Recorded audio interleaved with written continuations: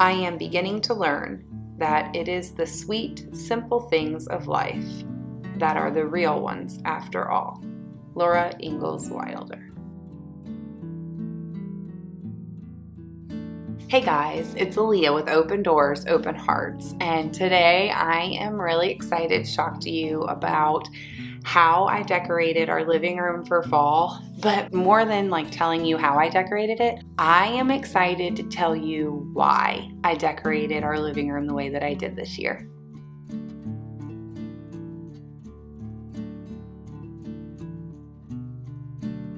So if you look at the way that my living room was decorated last year, you're going to realize really quickly that this year it looks very different. And actually my oldest, my 7-year-old, told me that it doesn't look like fall in here at all. But one of the things that I feel like I used to do a really, really good job of, and I have gotten away from it, is decorating with things on purpose. Not just because they're functional, but decorating with things on purpose because it's a symbolism of something important to me.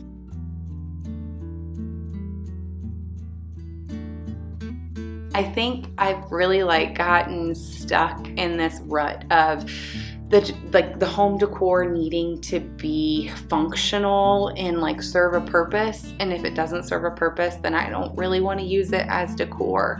But in the living room, there's not a whole lot of decor that is just function. You know what I mean? You have your couches and you have your tables, but beyond that, nothing else in the living room has to do anything. It doesn't have to serve a purpose. At least in my house, I have not found that I require anything in our living room is where we go to sit down and read a book or sit down and play a board game. And so it leaves a bunch of space for me to just decorate for fun. And this year, I decided I wanted my fall decor to represent something a little more specific to me. And I want to encourage you to do the same thing. Last week, I shared our dining room, and I didn't realize it while I was filming. I didn't realize it until after I was done filming and I was taking pictures and writing the blog post for it. But God had left me a little surprise on our dining room table. I chose to put a bowl of scripture cards on the table, a vase with a wildflower that the girls had picked for me, and a candlestick that the girls had broke while they were roughhousing in the living room. So I walked out with my camera to start taking pictures, and what I saw was a bowl full of scripture cards that reminded me to keep God at the center of all of the things that we're doing in our life. And then a wildflower that my girls had picked for me to remind me that it's in those small moments that we as mothers are given the ability to have those long-lasting ripple effects in our children's lives and just the way that we choose to handle the situation. And then the broken candlestick was a symbol of beauty, trading our ashes for beauty. Once I realized it, I wanted more of it. And so normally in our living room, I would use a lot of browns, oranges, and dried leaves.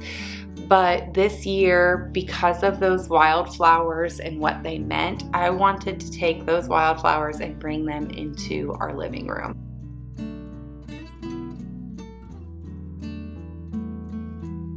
The cool thing is when you let nature kind of be your motivation and kind of drive the way that you decorate, I can easily decorate last year with a bunch of browns and oranges, and then this year with a bunch of greens and creamy colors, and not spend a bunch of money on a total theme revamp.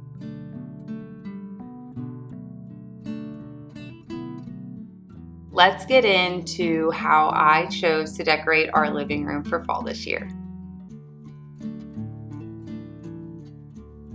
This console table, I feel like has always kind of given me a headache when I decorate it. I am never super happy with the way that it turns out.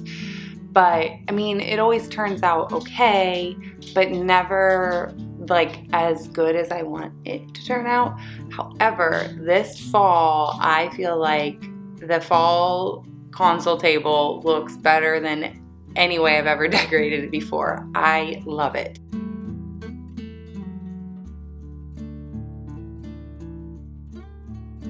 I was kind of struggling with the whole balance on the console table at first, but I do think by adding that small picture frame, it really helped balance it out. And so like as far as like the rules of 3, there are vases, pumpkins, and the picture frame. And so I feel like that really brought it all together.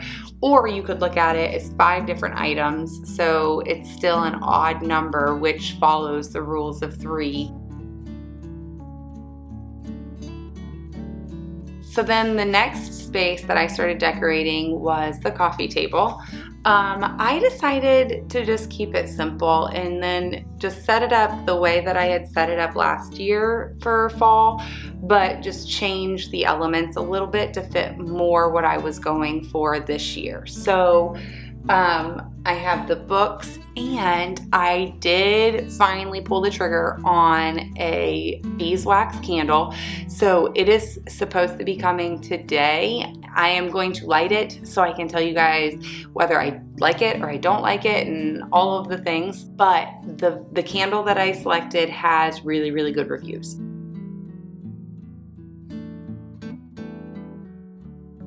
So on the coffee table, I did the bowl with, I actually let the girls pick what they wanted to put in there because they were so excited about filling the bowl with fall things. So we talked about it a little bit, and I did kind of encourage them on some things because they literally just wanted to fill the bowl with like 2 things. So I tried to help them come up with some more ideas. But what we ended up doing was the air dry leaves that I made last year when I made those little air dry pumpkins. And then the buckeyes from our buckeye tree. We live in the Buckeye State. We live in Ohio, and we have a buckeye tree out in the front yard, and it drops buckeyes like crazy. And so every year, once the buckeyes start falling, the girls go outside and collect them. So they ran outside and grabbed me some buckeyes, and then we just used some leaves. So one of the leaves that we used was a faux leaf. It's like a lighter tan color. And then the other leaves that we used were just some dried leaves that we found while we were out in the woods.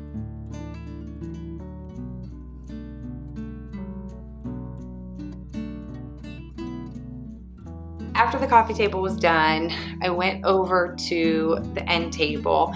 And this summer, I had decorated it with just a vase with some flowers and a candlestick. And I really, really liked the way that looked. So again, I just kept it simple. Like I feel like when you're decorating for the seasons, you don't have to completely redo everything that you've done. And I know like maybe that's kind of my job. Like if I'm trying to inspire people and come up with new ideas, but at the same time, I also feel like I want to inspire people to be intentional in their lives. And so that means sometimes that your home decor is simple and it's not like a big revamp or big like makeover every time. So I did the same thing over there that I did this summer. I just did a vase with the wildflowers and a candlestick, and then I just put a little white pumpkin. The other thing I wanted to share with you that's new to the living room is the piece of artwork on the wall. It originally was that really like washed out painting that came with the frame. And I honestly bought the picture because of the frame. I knew that I could put a new piece of artwork in there. and it would look really, really good. So I bought this one at the same time that I bought the one in the kitchen. I spent $40, I think $45 on this print. It is super big. I think it was a 16 by 20. And I did select the different features to make it look real. It worked because when I first had it up and when my husband came home, I showed him that I got a new picture and put it in the frame, and he had to walk over and touch it, and he was like, is this a real or is this a print?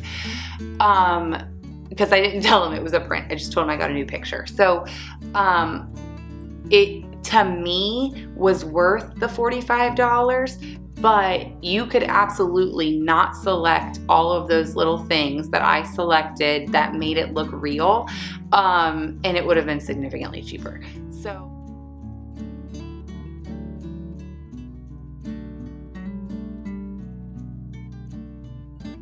a few weeks ago, I shared a bunch of ideas for fall decor. This was like back in August before I was decorating.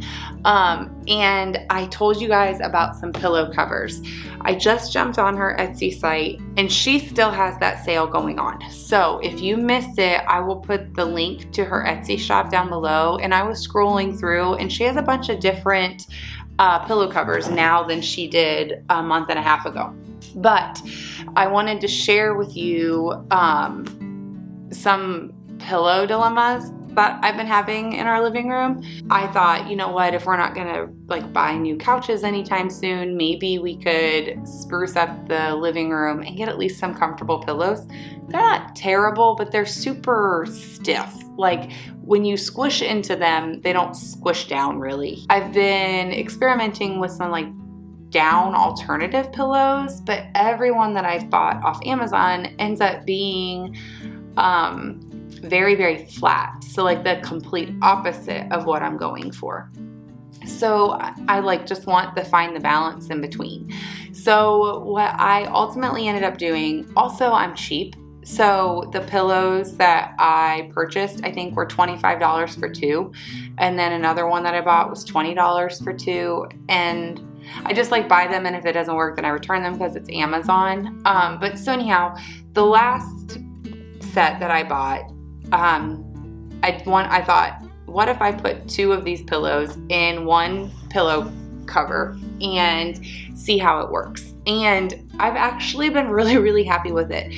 It is, because it's down, a down alternative, it squishes in when I lay down on it, but then it also is like not super flat because there's two pillows in there. So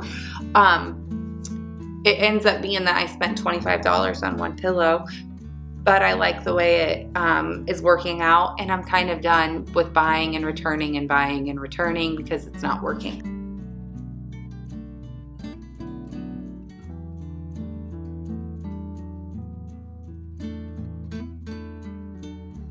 Remember those wall sconces that I DIY'd from the thrift store? I didn't really like the way they looked. I felt like they were a little too modern looking for what I was going for. So I was at the thrift store again, and I found another set of candle wall sconces, and I brought them home. We took the metal portion off of the wood, and then I had my husband cut the top curly part of the metal and the bottom curly part of the metal off to kind of make them look a little bit more simple again. And I like this look a lot better than the other ones. So